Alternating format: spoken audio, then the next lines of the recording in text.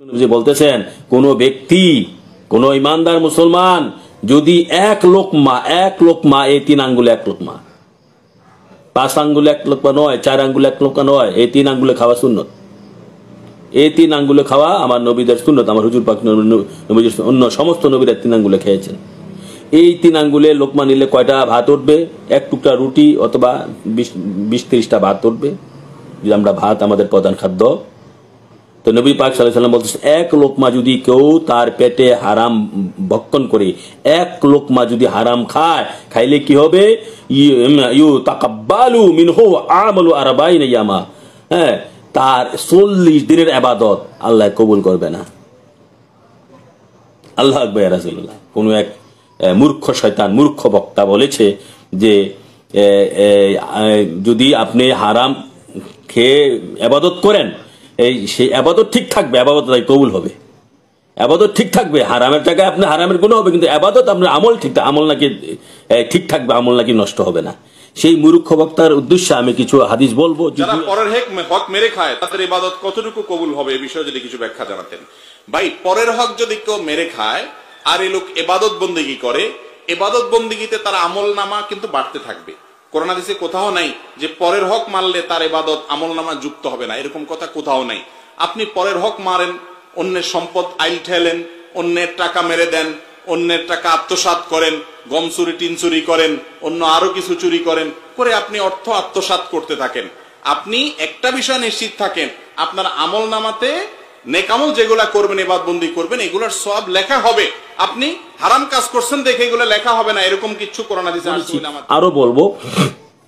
আরো বলবো দেখেন, এই আমার হুজুর পাক নবীজির হাদিস,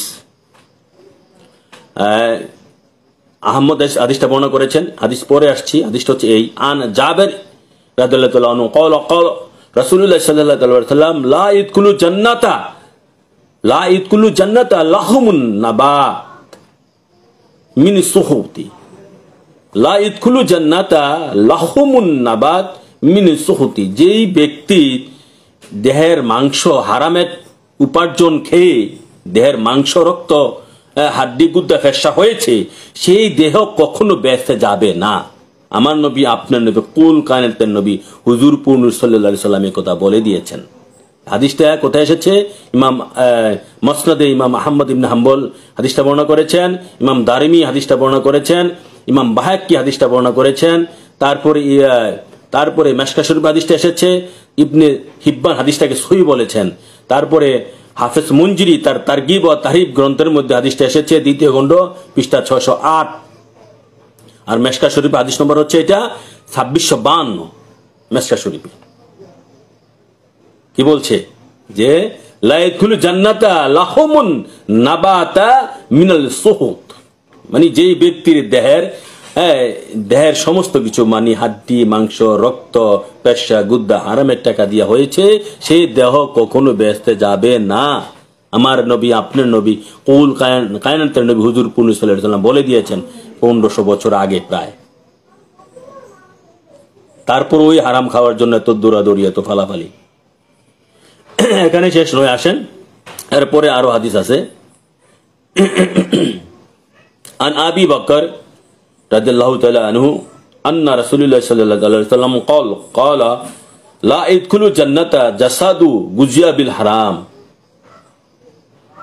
একই প্রায় সেম হাদিস, লা ইয়াদখুলু জান্নাতা জাসাদুন গুজিয়া বিল হারাম। যেই ব্যক্তির দেহ হারামের টাকা দিয়ে, হারাম সম্পদের টাকা দিয়ে তার দেহ পোষণ হয়েছে, ভরণ পোষণ হয়েছে, সেই দেহ কখনো বেঁচতে যাবে না।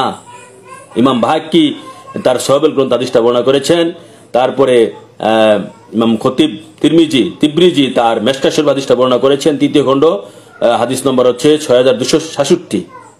মানে যেই দেহের প্রায় সেম হাদিস, পূর্বেরটার মতন প্রায় সেম হাদিস, যে দেহের রক্ত মাংস গুদ্দা হাড্ডি পেশা যাই বলেন না কেন এই হারামের টাকা দিয়ে গজিয়েছে, সেই দেহ কখনো ব্যস্ত যাবে না। এখানে শেষ নয়, আরো আছে দেখেন, আরো জটিল হাদিস আছে আমার হুজুর পাক নবীজির পাক জবানের কথা। হাদিস হচ্ছে এই, আর ইবনে ওমর রাদিয়াল্লাহু তাআলা আনহু قال রাসূলুল্লাহ সাল্লাল্লাহু আলাইহি ওয়াসাল্লাম মান ইশতারা সাওবান বি আশারাতি দারা হিমা ওয়া ফি দিরহামুন মিন হারামিন লাম ইয়াকবুলুল্লাহু লাহু সালাতু মা দামা আলাইহি। আল্লাহু আকবার ইয়া রাসূলুল্লাহ।